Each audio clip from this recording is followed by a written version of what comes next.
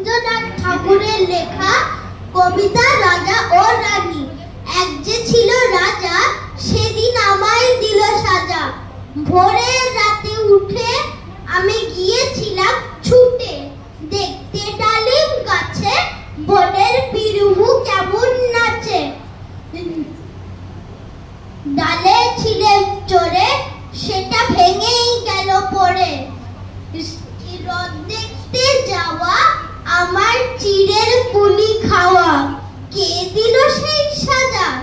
জানো কে ছিল সেই রাজা?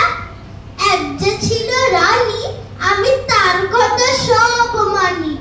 সাজার খবর পেয়ে আমায় দেখলো কে বলছে, বললে না তো কিছু, আমার কেবল মুক্তি নিচু করে।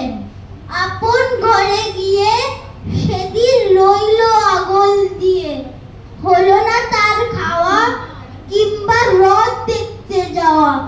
কে নিল আমায় কোলে, সেদিন সাজার সবাই সারা হলে। গলা ভাঙা ভাঙা, তার চোখ দুখানি রাঙা। কে ছিল সেই রানী? আমি জানি জানি জানি। নমস্কার।